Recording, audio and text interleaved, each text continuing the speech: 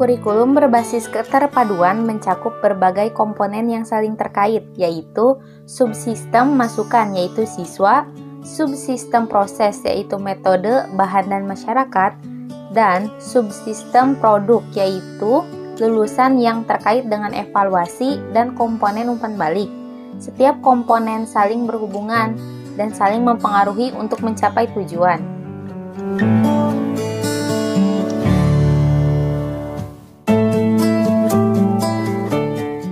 Prinsip-prinsip yang menjadi dasar pengembangan inovasi kurikulum berbasis keterpaduan diantaranya suasana lapangan atau pengaturan lapangan yang memungkinkan siswa menunjukkan kemampuannya di dalam kelas, pengembangan diri, pengembangan potensi masing-masing individu, proses pembelajaran kelompok, pengulangan dan penguatan, pemecahan masalah-masalah, dan sikap percaya diri sendiri.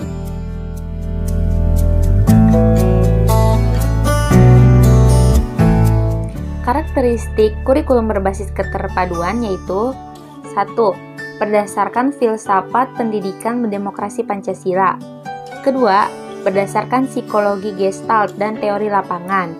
Ketiga, berdasarkan landasan sosiologis dan sosiokultural. Dan yang kelima, didukung oleh semua mata pelajaran atau bidang studi yang ada. Keenam, sistem penyampaiannya menggunakan sistem satuan pengajaran, yaitu unit pengalaman dan unit mata pelajaran. Ketujuh, peran guru sama aktifnya dengan peran siswa, bahkan siswa lebih menonjol, dan guru sering berperan pembimbing atau fasilitator.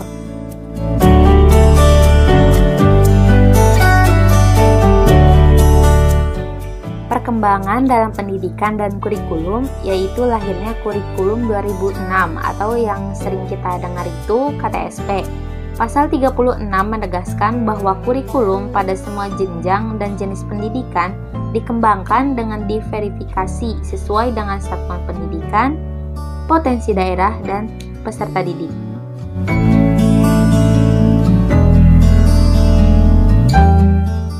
Kurikulum tingkat satuan pendidikan atau disingkat dengan KTSP adalah sebuah kurikulum operasional pendidikan yang disusun dan dilaksanakan di masing-masing satuan pendidikan di Indonesia dengan memperhatikan standar kompetensi dan kompetensi dasar yang dikembangkan Badan Standar Nasional Pendidikan atau disingkat dengan BSNP.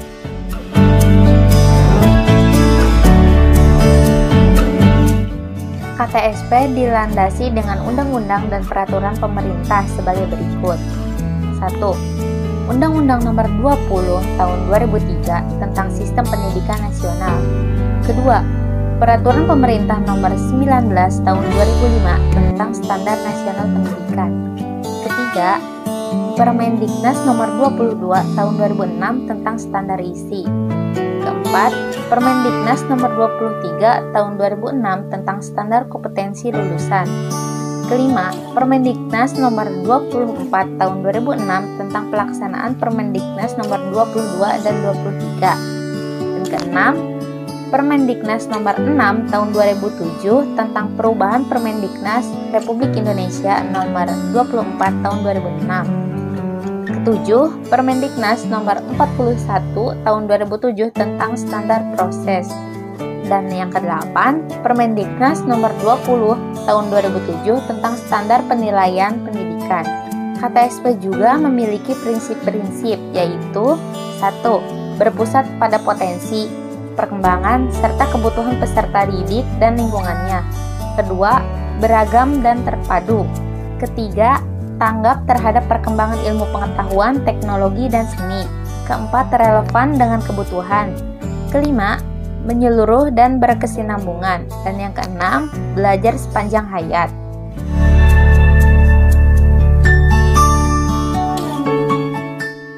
Pertama, visi dan misi satuan pendidikan. Kedua, tujuan kurikulum tingkat satuan pendidikan. Ketiga, menyusun kalender pendidikan. Keempat, struktur muatan KTSP. Kelima, silabus, dan yang keenam, RPP.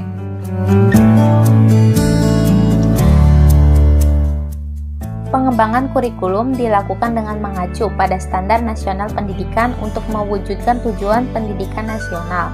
Kurikulum pada semua jenjang dan jenis pendidikan dikembangkan dengan prinsip diverifikasi sesuai dengan satuan pendidikan, potensi daerah, dan peserta didik.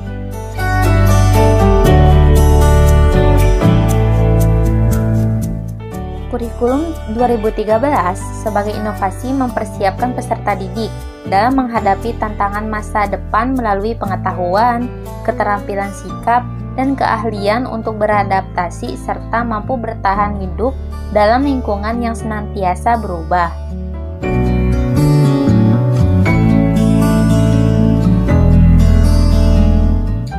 Pertama, mengembangkan keseimbangan antara pengembangan sikap spiritual dan sosial, rasa ingin tahu, kreativitas, kerjasama dengan kemampuan intelektual dan psikomotorik.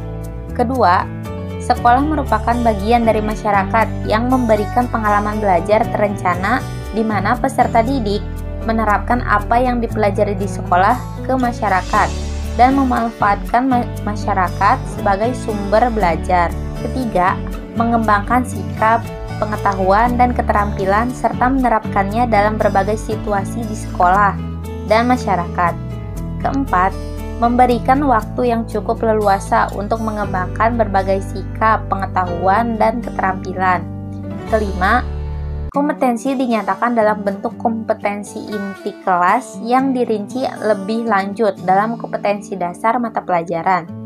Keenam, kompetensi inti kelas menjadi unsur pengorganisasi kompetensi dasar, di mana semua kompetensi dasar dan proses pembelajaran dikembangkan untuk mencapai kompetensi yang dinyatakan dalam kompetensi inti. Ketujuh, kompetensi dasar dikembangkan didasarkan pada prinsip akumulatif, saling memperkuat dan memperkaya antar mata pelajaran dan jenjang pendidikan.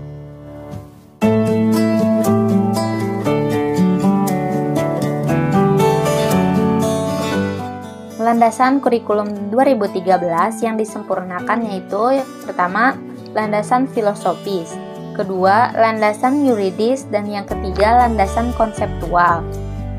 Lalu untuk prinsip kurikulum 2013 yang disempurnakan yaitu pertama, pengembangan kurikulum dilakukan dengan mengacu pada standar nasional pendidikan guna mewujudkan tujuan pendidikan nasional. Kedua, kurikulum pada seluruh jenjang dan jenis pendidikan dikembangkan dengan memperhatikan prinsip diverifikasi sesuai dengan satuan pendidikan, potensi daerah, dan peserta didik. Ketiga, mata pelajaran merupakan sebuah wadah untuk mewujudkan pencapaian kompetensi. 4. Standar kompetensi lulusan diuraikan dari tujuan pendidikan nasional dan kebutuhan masyarakat, negara, serta perkembangan global. Yang kelima, standar isi diuraikan dari standar kompetensi lulusan. Keenam, standar proses diuraikan dari standar isi. Ketujuh, standar penilaian diuraikan dari standar kompetensi lulusan, standar isi, dan standar proses. Kedelapan, standar kompetensi lulusan diuraikan ke dalam kompetensi inti.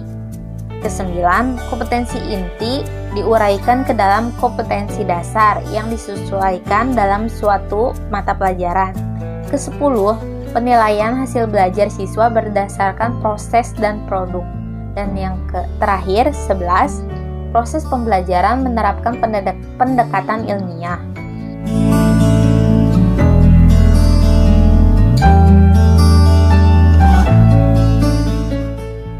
Komponen-komponen kurikulum 2013 yang disempurnakan antara lain, pertama, tujuan. Kedua, komponen isi. Yang ketiga, komponen metode dan strategi. Dan yang keempat, komponen evaluasi.